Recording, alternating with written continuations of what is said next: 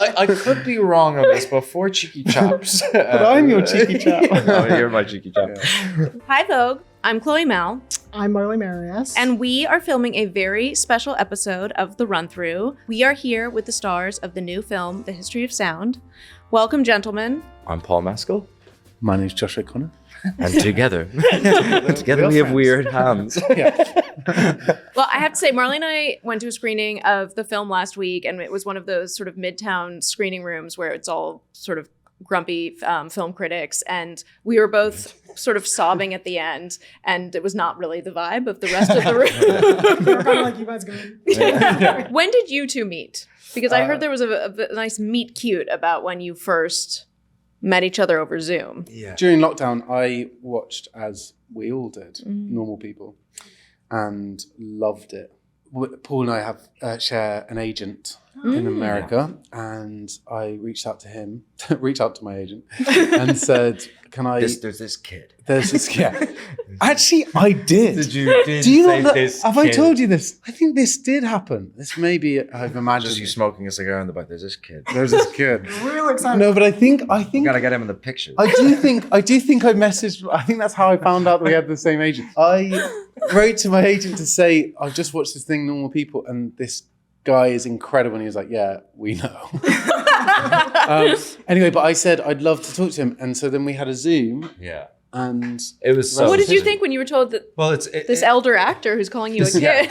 There was this elderly actor. In the industry who I'd watched. My father had watched him on stage for many moons. Many moons. For many Lawrence moons. Olivier wants to Zoom. Yeah. Is it Olivier? No, it's Josh. He's my great grandfather's favorite actor. It's crazy. I was a long admirer of Josh. A long. I'm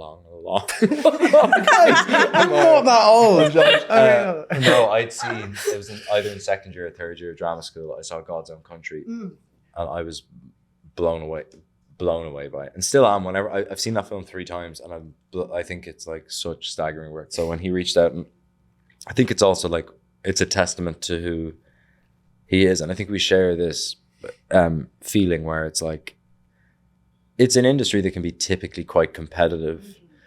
But I've always felt that like I'm highly competitive, but it's always felt redundant to me in this industry, and because it's totally subjective.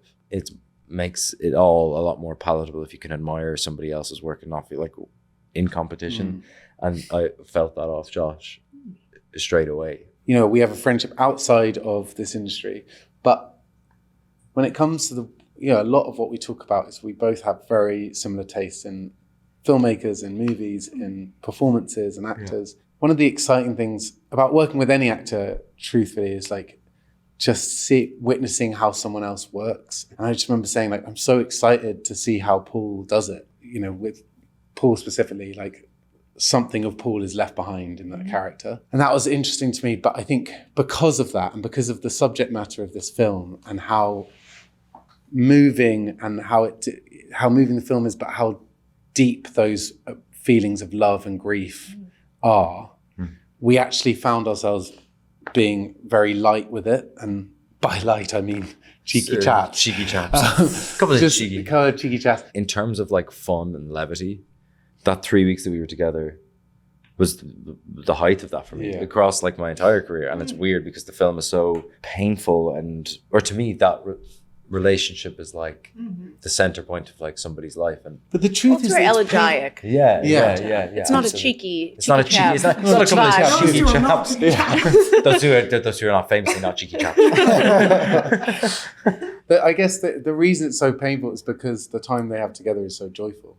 Yeah, totally. So it was okay. I was wondering what it was like preparing for these roles and how you even began that process. We came across this film at the same time in 2020, so it's been like 5 years. Wow. Preparation is always kind of varies for me from project to project. With this, it's just kind of like a lot of time spent in a hotel room looking at the script and trying to. This wasn't one where there was like a specific skill, like it wasn't like horse riding or sword fighting or learning how to, like obviously the dialect and the singing is one thing, but it was a lot of time kind of just spent on your own thinking about this man's life and what David meant to him. You know, in normal circumstances, maybe there's a year of like this time next year I'm going to be making that movie, and so it's kind of percolating. Oftentimes, like while you're doing other projects, and then as it comes closer, there's really a sort of, for me anyway, there's in an ideal world like a 2 to 3 month period before the film where your like sole focus is on prepping this character. By the time we got to November, December, just before we started filming in January, I just remember being like, looking at the script, sitting down with the script and feeling like it was all there already. Yeah, similarly, you'd look at it and be like, oh, I know these people. Like, I'm not worried about getting onto set and kind of being confronted with questions and not having answers. What was your relationship to folk music like before this film? Is that something, I mean, obviously neither of you are from Northeastern America, but how did you approach that? And was that something that felt familiar? There's lots of similarities to my ear to Irish music, and the kind of shanno singing that you hear in Irish pubs is, there's a lot of that kind of tone that I feel. So I love that kind of music. I was a big fan of folk music for a long time, so I guess it wasn't that much of a stretch in that way. Did you already know the piano? Because you play the piano a bit in that movie. I did not know how to play the piano. I knew how to play one Adele song. And Set Fire to the Rain. It It must be Set Fire to the Rain. It's the I think it is. I think it is that one. Yeah. Angsty Josh. Yeah. To the rain, to the rain. Oh my God. It's the one that goes. No, that's not Set Fire to the Rain. It's someone like you. All that I had. That's not an Adele song, is it? Is that Adele? It's Turning Tables, I think. Turning Tables. I knew how to play that song. Or actually, a section of that song. The chorus. And so then I learned for this. Yeah. What's on your Spotify right now? What's on my Spotify? An artist called Jake Minch. Do you know? What genre is this? It's like folky singer-songwriting style. He's amazing. He's like 21 from LA and amazing lyricist. Yeah. What about you, Adele? Adele? No, I've the song "Someone Like You." Have you heard of it? I've been revisiting a lot of like my teenage indie years. Say more. And like diving back into like Beirut. Oh. And Laura Marling. We were just talking about Laura Marling because I wrote her a love letter when I was 16. 2 from 2. Did she reply? She did not. What did you say in your love letter? I can't remember what I said, but I put Great. It's so like in the teenage last angst. 2 interviews. Brought this up. And also like happy to talk about. Like clearly, so delighted. like I'm just like, just give me that chance. you don't even need to say more to Josh. You will just like yeah. Well, they pressed me. They twisted yeah. I think it was along the lines of like, your music means a lot to me, and here's a leaf, and I pressed it. A sort of an autumnal leaf. Oh my God. Oh, Into wow. That's shocking. It was not the reaction I had. Hopefully Laura didn't have the same reaction. I thought, oh my God. Like, that's so I think tender. it's sweet. Yeah, it's so tender. It's so tender. It's so Shockingly cute. tender, almost. That's what it was. Yeah, that's what the gesture was like. Guys, can I just say, I was 16. I was 16. Okay, know. that actually is better. That was better. It wasn't like last year. Yeah. But honestly, Laura. But it could have been. But Laura, if you're watching. Paul, do you play any instruments? He does now. I do know. No, I played a little bit of piano, but I'm obviously learning music for the Beatles. Hell yeah. Hell yeah. How is that music learning process going? It's great. Like, Paul McCartney's famously left-handed. I'm not left-handed. So that's a challenge. I assume it's healthy for my brain to be learning something left-handed. Is there a Beatles group chat already? There is a Beatles group chat, yeah. Is it named after like a Beatles album or? Because it got a really Beatles boring chat. title. Yeah, Beatles chat. I'm pretty sure it's called Four Cheeky Chaps. I'd feel so betrayed if it was. I'd be so betrayed. I'm pretty sure. I could be wrong on this, but Four Cheeky Chaps. But I'm your cheeky chap. No, you're my cheeky chap. What is your number one Paul McCartney song? Oh, it changes Okay. all the time. At the moment, I'm like obsessed with Michelle. Josh, what's your Beatles song of choice? Turning Tables. It's Turning Tables. That's theirs, right? Yeah. No, my guitar. While my guitar gently. That's a great one. Yeah. But you're quite creative in other ways. A ceramicist, yes? Wow. Sort of? He is a Formally? ceramicist. Potter. Harry I would say Harry Potter. The boy to die. So revealing. Who is Ramesses? Just a Harry Potter fan. No, just I like the films. No, let me correct you on that. It's been a huge misunderstanding. I don't know where the All these years, yeah. I like making pots. But I'm certainly not a ceramicist. I was very charmed in Gabby Wood's lovely profile she wrote for Vogue that you described your background as being an inherited hippie and that now you're gardening a lot and beekeeping. What are you growing at the moment at home? Okay, good question. At the moment, well, I've just had a good crop of courgettes. What do you call courgettes? Zucchini. Rhubarb. I've got 2 very brilliant fig trees. Oh. Really produced this year because we had mad heat waves. Oh, okay. They really produced this year, guys. They came in great. They came in with 200% over the quota that I was expecting. Yeah, too many. Yeah, that's what I've got. And flowers. Josh is the oldest soul that I know, actually. We've already discussed that like long time ago. It's true. No, but it's so gorgeous. I had the privilege of being in Josh's home, like in the countryside last year, and I was like, it's just like Josh in a nutshell. It's just like in the garden, gorgeous pots and little ceramics, and you're a happy boy when you're in that environment. We went swimming in the lake. A lake near me. So nice. So lovely. Paul, I feel like there's been a lot of discussion on the internet about how Josh loves Ratatouille and sort of has a great sensibility of Ratatouille. If you were an animated character... Josh just looked at me like this. First of all, I didn't know this. React in a way that, like, because it was weird. We talked about Ratatouille and I didn't know, and Josh was looking at me like this. I did. They got that right. Okay. First of all, I didn't know this, but I'm curious about it. I'm so glad to Does share it make this. sense to you though? Is it connected? Yeah, does that make sense? What am I missing here? There's sort of Remy has a great joie de vivre about him, and he would make rhubarb pie. It's sort of Paul. What Disney character would you be? I feel like it's hard. I can't prescribe a character to myself like that. Josh. Oh, I have one for him. Okay, go. Let's hear it. This is niche, but you know the dog. You know the dog in Up. Yes, I love that that's dog. I like that. I'll take that. Thank you very much. Jolly, smart, perfect. I want to ask about the red carpet mastery that both of you seem to enjoy. You both. I mean, I do feel like it's nice when people seem like they're having fun getting dressed up because not everyone does. Yeah. Is this something that's evolved over time, or have you always loved dressing up? If you had seen the clothes I would wear in secondary school, it's definitely evolved. I think, or not to speak on your behalf, I feel very lucky to work with Felicity Kay, and I talk to other actors who are friends, and sometimes they feel an obligation or that they are put in clothes. And I feel very much the opposite. It's a really important thing because then you just end up feeling like you're on some sort of parade the whole time. It's like a balance because those events are sort of like, they're really tricky because ultimately I think people think that actors are like, that they enjoy that spotlight at those events and those things. Yeah.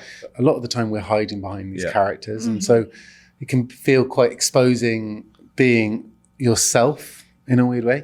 And so the advantage of having, whilst it's also creatively kind of fun and interesting to sort of like put something together with Harry or Felicity, or it's also about like curating a character that isn't necessarily you, and that can be quite like quite a lifeline actually in those situations. Oh, 100%. Yeah. Do you guys feel like you have like an alter ego on the red carpet?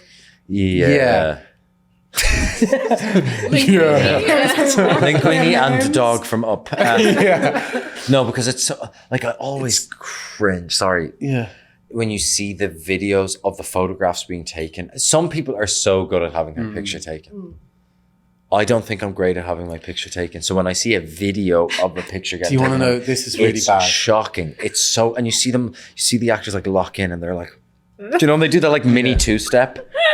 Can I stand up and do it? Yeah. This thing that people do you know, when they like stand up and like get in, they start just like moving like Do you know that like shuffle? It's the little shuffle. Whenever you watch on It's awful. an award show and it's being filmed, I feel so bad for Oh. you because you're seeing it. And then you see it You're not back. supposed to see how the sausage is made. When we had the Challengers premiere in London, and it's the first time I'd had one of those big premieres, Leicester Square, big billboards and all this stuff. And then I invited my family to come. Oh boy.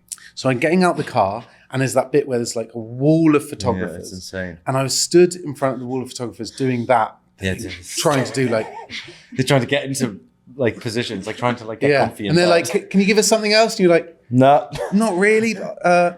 Like a little smile, and it was like awful. Finger but guns. then and there's just like it's just noise and flashing photography and everything. And then I caught sight of my parents and my brothers, and something about seeing my family in this environment which felt like a threat, and then seeing my beautiful, gorgeous family who are like beautiful, kind, soulful people.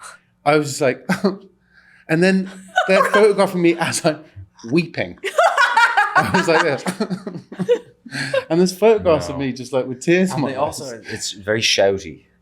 It's very shouty. It's more shouty in The America British than are... it- Oh, in America it's America's worse? I way think it's worse. shoutier. Way shoutier. Yeah. First and only time I went to the Met, you're in that famous queue before you go out and you're just watching it. I was like, I think I'm going to die. Like, I think I'm going to die. And you're getting close and like you zigzag your way up the carpet. Paul, you're up. And I was like, right. I thought, shuffle, shuffle, shuffle.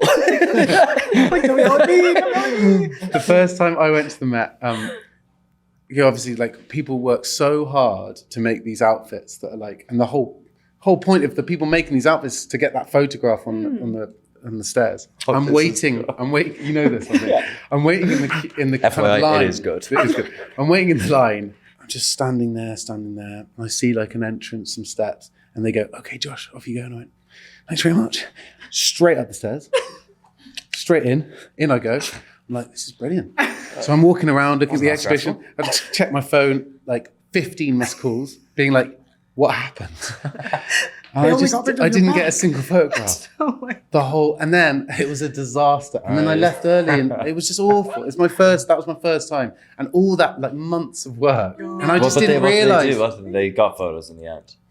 They said go back out, and I was like, I couldn't do. Oh my god! So then they managed to get someone to come in and take a picture. You're like, Yeah. Shuffle. Yeah. Oh, But I do want to ask Paul about your shorts. Is this something you've always worn? Thank you for that question, honestly. Yeah. Thank No, God. seriously, thank God I was waiting.